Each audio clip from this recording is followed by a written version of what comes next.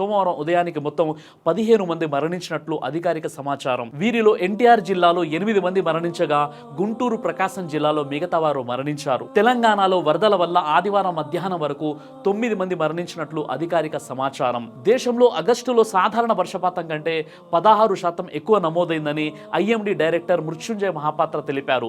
వాయువ్య భారతదేశంలో 253.9 మిల్లీమీటర్ల వర్షపాతం నమోదైందని అధికారులు వెల్లడించారు.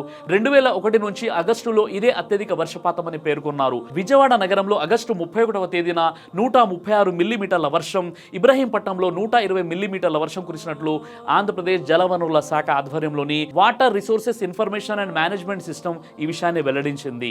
ఆగస్టు 31 నుంచి సెప్టెంబర్ 1 వరకు 24 గంటల్లో ఆంధ్ర రాష్ట్రంలో 38.2 మిల్లీమీటర్ల వర్షపాతం నమోదైంది. 1998 తర్వాత మళ్లీ ఆ స్థాయిలో వర్షాలు పడ్డాయి. 1998లో 9.24 లక్షల క్యూసెక్కుల వరద వస్తే ఇప్పుడు 9.70 లక్షల క్యూసెక్కులు వచ్చింది. కృష్ణాలో అన్ని రిజర్వాయర్లు నిండిపోయాయి. భారత వాతావరణ శాఖ ఐఎండీ ఆదివారం సెప్టెంబర్ 1న తెలంగాణలోని పలు జిల్లాలకు రెడ్ అలర్ట్ జారీ చేయడంతో కొన్ని జిల్లాల్లో అత్యంత భారీ వర్షపాతం నమోదైంది. ఖమ్మం జిల్లాలోని అత్యధికంగా 52.1 సెంటీమీటర్ల వర్షపాతం నమోదైంది. 24 గంటల్లో చాలా మంది వరదల్లో చిక్కుకొని ఉన్న దృశ్యాలు చూస్తుంటే చాలా బాధాకరంగా ఉన్నాయి. వరద నీరు ఇండ్లలోకి చేరడంతో ప్రజలు ఇండ్లు వదిలి కట్టుబట్టలతో తాము ప్రాణాలతో ఉంటే చాలు అని ఎత్తైన ప్రాంతాలకు వెళ్లారు. వరద ప్రభావం తగ్గాక వచ్చి చూస్తే ఇంట్లో ఒక్క వస్తువు కూడా లేదు. అంతా వరదల్లో కొట్టుకుపోయాయి. అది చూసి తట్టుకోలేక తీవ్ర ఆవేదన బాధలు చెప్పుకున్న తీరు డిజిటల్ మీడియాలో చూసినప్పుడు నా హృదయం బరువెక్కిపోయింది. వరద ప్రభావిత ఆంధ్రప్రదేశ్, తెలంగాణ రాష్ట్రాల్లో సహాయక చర్యల కోసం భారత వాయుసేన, ఇండియన్ ఎయిర్ ఫోర్స్ 2 విమానాలను పంపిందని ఏఎన్ఐ తెలిపింది. హల్వారా, బటిండాల నుంచి 2 విమానాలను విజయవాడ, శంషాబాద్కు పంపించారు. వరద ప్రాంతాల్లో ఎన్డీఆర్ఎఫ్ చేస్తున్న ప్రయత్నాలకు మద్దతుగా ఈ విమానాల్లో 200 మందికి పైగా ఎన్డీఆర్ఎఫ్ సిబ్బందితో పాటు టన్నుల కొద్ది సహాయక సామాగ్రిని పంపించినట్లు Air Force media coordinator centre వెల్లడించింది. వీరితో పాటు అదనంగా మరో 14 బృందాలను 2 రాష్ట్రాలకు కూడా పంపించడం జరిగింది. ఆంధ్రప్రదేశ్లో విజయవాడ, గుంటూరు ప్రాంతాల్లో వరద ప్రభావం తీవ్రంగా ఉంది. కృష్ణానది బుడమేరు పొంగడంతో విజయవాడ నగరంలో అనేక ప్రాంతాలు నీట మునిగిపోయాయి. ప్రకాశం బ్యారేజ్ కు 4 పడవలు వరదల్లో కొట్టుకొచ్చి ఢీకొట్టడంతో గేట్లు కూడా విరిగిపోయాయి. విజయవాడ నగరం అయితే వరుసగా 2వ రోజు కూడా నీటిలోనే ఉంది. బుడమేరు వరద ఈ నగరాన్ని అతలాకుతలం చేసింది. నగరంలోని చాలా కాలనీల్లో 1 అడుగు నుంచి 4 అడుగుల వరకు నీరు నిలిచిపోయింది. విజయవాడలోని వరద ప్రభావిత ప్రాంతాల్లో ముఖ్యమంత్రి నారా చంద్రబాబు నాయుడు గారు నగరంలోని వేరువేరు ప్రదేశాలకు పడవలో, ప్రొక్లైన్ల మీద వెళ్లి బాధితులను పరామర్శించారు. అనేక ప్రభుత్వ శాఖలు సహాయక చర్యలు పాల్గొన్నాయి. పలు చోట్ల ఆహారం, ఇతర అత్యవసర పదార్థాలను బోట్లు, ట్రాక్టర్ల ద్వారా సిబ్బంది అందిస్తున్నారు. చాలా మంది ఆ వాన నీటిలోనే నానుతూ వరద ప్రభావం లేని ప్రాంతాల్లో తమకు తెలిసిన వారి ఇళ్లకు వెళ్లే ప్రయత్నం చేస్తున్నారు. కోస్తాలోని మిగిలిన జిల్లాల్లో కూడా వరద వర్షాల ప్రభావం చాలా తీవ్రంగా కనిపించింది. తెలంగాణలో ఉమ్మడి ఖమ్మం, వరంగల్, నల్గొండ జిల్లాల పరిధిలో అనేక ప్రాంతాలు జల దిగ్బంధంలో చిక్కుకున్నాయి. మహబూబాబాద్, ఖమ్మం ప్రాంతాల్లో అనేక జనవాసాలు జల దిగ్బంధంలో ఉన్నాయి. ఖమ్మం నగరానికి, మహబూబాబాద్ పట్టణానికి చాలా వైపుల నుంచి రాకపోకలు కూడా ఆగిపోయాయి. మున్నేరు వాగు వరదతో ఉమ్మడి ఖమ్మం, ఉమ్మడి కృష్ణా జిల్లాలు ప్రభావితమయ్యాయి. పాలేరు దగ్గర ఒక కుటుంబం వరదలో చిక్కుకుపోయింది. ఖమ్మం పరిధిలోని భక్త రామదాసు ఎత్తిపోతల పథకం పంపు హౌజులు మునిగిపోయాయి. నల్లగొండ, సూర్యాపేట, మహబూబ్ నగర్, కొత్తగూడెం జిల్లాలపై కూడా వరద ప్రభావం ఎక్కువగా ప్రవహించింది. తెలంగాణలోని మిగిలిన ప్రాంతాల్లో చాలా చోట్ల వరద వర్షం ప్రభావంతో జనజీవనానికి ఇబ్బంది కలిగింది. చాలా చోట్ల కాలనీలు, బస్తీలు, ప్రభుత్వ కార్యాలయ ప్రాంగణాలు నీట మునిగిపోయాయి. అనేక చోట్ల హాస్టళ్లు జల దిగ్బంధమైపోవడంతో ఆ నీటిలో నుంచే విద్యార్థులు సామాన్లతో బయటకు వచ్చేశారు. తెలంగాణ ముఖ్యమంత్రి రేవంత్ రెడ్డి గారు హైదరాబాద్ లోని కమాండ్ కంట్రోల్ సెంటర్ నుంచి వర్షాలపై సమీక్ష నిర్వహించారు. వరదల కారణంగా చనిపోయిన వారి కుటుంబాలకు ఆర్థికంగా సహాయం 4 లక్షల నుంచి 5 లక్షలు పెంచుతున్నాం.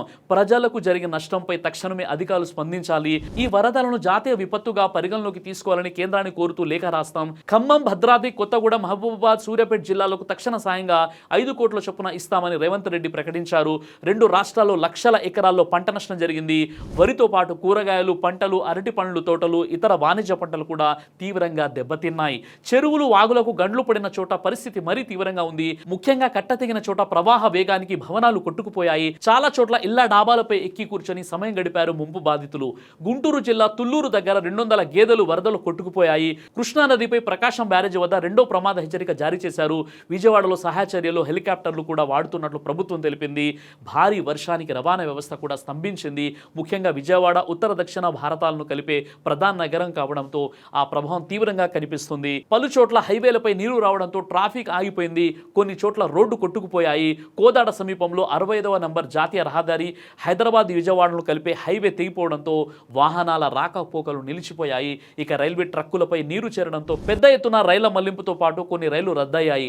వరంగల్ సమీపంలోని కే సముద్రం దగ్గర ట్రాక్ కింద ఉన్న నిర్మాణం మొత్తం కొట్టుకుపోయింది. అనేక చోట్ల వంతెనలపై నీరు పొంగి ప్రవహించింది. తాళ్లు, క్రేన్లు, ప్రొక్లైన్ల సహాయంతో ప్రజలు నీరున్న ప్రదేశాలను దాటాల్సిన పరిస్థితులు ఏర్పడ్డాయి. పలు చోట్ల రైలు ప్రయాణికులను బస్సులో తరలించారు. విజయవాడ శివార్లలో రైలు ప్రయాణికులను స్టేషన్ బయటకు తీసుకురావడం కూడా కష్టమైపోయింది. రైళ్లు ఎక్కడైతే నిలిచిపోయాయో ఆ చోట ఆహార పదార్థాలు కూడా అందించారు. 100కు పైగా రైళ్లను దక్షిణ మధ్య రైల్వే రద్దు చేసింది. 2 రాష్ట్రాల ఆర్టీసీలు పెద్ద ఎత్తున బస్సులను ఆపివేశాయి. భారీ వర్షాల కారణంగా పాలేరు జలాశయానికి భారీగా వరద పోటెత్తడంతో 3 సభ్యులు తల్లి, తండ్రి, కుమారుడు కుటుంబం వరద నీటిలో కొట్టుకుపోయింది. వారిని కాపాడేందుకు రెస్క్యూ టీం, పోలీసులు ఎంతగా ప్రయత్నించినా తల్లి, తండ్రి గల్లంతయ్యారు. వారి కుమారుని మాత్రమే రక్షించగలిగారు. యాహూబ్ 45 సంవత్సరాలు, ఆయన భార్య సైదాబి 45 సంవత్సరాలు గల్లంతైపోయారు. కుమారుడు షరీఫ్ ఇంటిపైకి ఎక్కారు. వారు 3 వరదల్లో చిక్కుకున్నారన్న సమాచారం తెలుసుకున్న అధికారులు కాపాడేందుకు ప్రయత్నించారు. డ్రోన్ల సహాయంతో వారికి సేఫ్టీ జాకెట్లు అందించారు. ఈ క్రమంలోనే వరద ఉధృతి పెరిగి ఇంటి గోడ కూలడంతో 3 నీటిలో కొట్టుకుపోయారు. కేవలం కుమారుడు షరీఫ్ ని మాత్రమే రక్షించగలిగారు. యాహూబ్, సైదాబి ఆచూకీ ఇంకా దొరకలేదు. వారి కోసం గాలింపు కొనసాగుతోంది. ఎటు చూసినా ఇలాంటి బాధాకరమైనటువంటి పరిస్థితులే కనిపిస్తున్నాయి. అయితే సోదరులారా, ఇవన్నీ చూస్తుంటే మనకి ఏమనిపిస్తుంది? జీవితం అనేది చాలా చిన్నది. మన ఆస్తిపాస్తులు, మన సంపాదన, కుటుంబము ఏది కూడా మన సొంతం కాదు. ఎప్పుడైనా ఏ క్షణమైనా ఏదైనా ఊహించరానిది జరగవచ్చు. అలాంటప్పుడు నాది, నేను, నా అనే అహంకారంతో బ్రతకడం ఎందుకంటారు సోదరులారా? మరి ఇప్పుడు మనం ఏం చేయాలి? ఎవరైతే వరద బాధితులు ఉన్నారో వారు తమ సమస్తాన్ని కోల్పోయారు. అలాంటి వారికి మనం అండగా నిలవాలి, వారికి సహాయం చేయాలి. ప్రభుత్వం సహాయం చేస్తుంది కదా అని అనుకుంటే అది చాలా పెద్ద పొరపాటు. ఎందుకంటే ఏ ప్రభుత్వమైనా బాధిత కుటుంబాలకు వారు నష్టపోయిన వాటిలో 5% కూడా పూర్తి చేయలేవు. వారి అవసరాలు తీరవు. కాబట్టి మనలో స్తోమత ఉన్నవారు తప్పకుండా వరద బాధితులకు మనవంతు సహాయం చేసి తీరాలి. వరద బాధితులకు అండదండగా నిలబడి వారిని ఆదుకుంటారని నేను ఆశిస్తున్నాను. దైవ ప్రవక్త ముహమ్మద్ సల్లల్లాహు అలైహి వసల్లం వారు ఈ విధంగా తెలియజేశారు, ఎవరైనా కష్టాలు ఉన్నప్పుడు మీరు వారిని ఆదుకుంటే, మీరు కష్టాలు ఉన్నప్పుడు దేవుడు మిమ్మల్ని ఆదుకుంటాడు. భూలోకవాసులపై కరుణ చూపించండి, పరలోకవాసి మీపై కరుణ చూపిస్తాడు అని దైవ ప్రవక్త ముహమ్మద్ సల్లల్లాహు అలైహి వసల్లం వారు తెలియజేశారు. కాబట్టి మన వంతు బాధ్యతగా కుల మతాలకు అతీతంగా ఎవరైతే వరద బాధితులు ఉన్నారో వారు ఒక పూట భోజనం కోసం కూడా అల్లాడిపోతున్నారు. వారికి ధరించడానికి వస్త్రాలు కూడా లేవు. ఇంట్లో సామాన్లన్నీ కూడా వరదల్లో కొట్టుకుపోయాయి. తీవ్ర సంక్షోభమైనటువంటి పరిస్థితుల్లో వారు మనకు కనిపిస్తున్నారు. ఇలాంటి తరుణంలో ఒక భారతదేశ పౌరుడిగా మానవతా దృక్పథంతో కుల మతాలకు అతీతంగా మనం వారిని ఆదుకుందాం. ఈ వరద బాధితుల్ని ఆదుకోవడం ఎలా, మనవంతు సహాయం వారికి ఎలా తెలియచేయాలంటే, కొంతమంది ఎవరైతే ఎన్జిఓస్ ఉన్నాయో వారైతే ఫండ్ కలెక్ట్ చేస్తున్నారో అలాంటి ఫండ్ అయితే మేము కలెక్ట్ చేయట్లేదు. కానీ నా తరపు నుండి నేను ఇచ్చేటటువంటి ఒక సలహా ఏంటంటే, ప్రతి వ్యక్తి కూడా వారి చుట్టుప్రక్కల ప్రాంతాల్లో ఎవరైతే వరద బాధితులు ఉన్నారో మీకు తెలుసు కాబట్టి స్వతహాగా మీరు వెళ్ళి మీ వంతు సహాయాన్ని వారికి అందించినట్లయితే ఖచ్చితంగా ఇది వారి వరకు చేరుతుంది. అక్కడ అవసరార్థులు ఎవరో, అవసరం లేని వారెవరో ఖచ్చితంగా మీ కళ్ళతో చూసి మీరే వారికి సహాయం చేసేటటువంటి ప్రయత్నం చేయండి. ఇది ఉత్తమమైనటువంటి పద్ధతి. ఇక రెండో పద్ధతి ఏంటంటే, మేమైతే వెళ్ళలేమండి, మేము దూరంగా ఉన్నాము, మేమేం చేయాలి అంటే, ఎవరైతే ఎన్జిఓస్ ఉన్నారో, ఎవరైతే ఫండ్ కలెక్ట్ చేస్తున్నారో వారి ద్వారా కూడా మీరు మీ వంతు సహాయాన్ని వారికి అందచేయవచ్చు. సోదరులారా, ఇది ఒక గొప్ప అవకాశం. ఈరోజు మనం కష్టాల్లో లేము అంటే దేవుని యొక్క కారుణ్యం. వారు కష్టాల్లో ఉన్నారు అంటే ఇది మన కోసం పరీక్ష. తోటి మానవులు కష్టాల్లో ఉన్నప్పుడు నువ్వేం చేస్తున్నావు? కేవలం న్యూస్ వింటూ కాలక్షేపణ చేస్తూ అయ్యో అక్కడ అలా జరిగిందంటని న్యూస్ని ఇతరులకు ఫార్వర్డ్ చేస్తూనే ఉండిపోయావా? లేదా నీ వంతు బాధ్యతగా నీ వద్ద ఉన్నటువంటి డబ్బుని వారి వరకు చేరవేసావా లేదని దేవుడు ఖచ్చితంగా మనల్ని ప్రశ్నిస్తాడు. ఇది మన కోసం పెద్ద పరీక్ష. కాబట్టి కుల మతాలకు అతీతంగా మనం సహాయం చేయాలి. ఎందుకంటే ఆకలికి మతం లేదు, అవసరానికి కూడా మతం లేదు. కాబట్టి ఆ అవసరార్థుల్ని ఆదుకోండి. ఆ సృష్టికర్త అంటే దైవం ఈ ప్రకృతి విపత్తుల నుండి మనందరినీ కాపాడుగాక. ఆమీన్ యా రబ్బుల్ ఆలమీన్.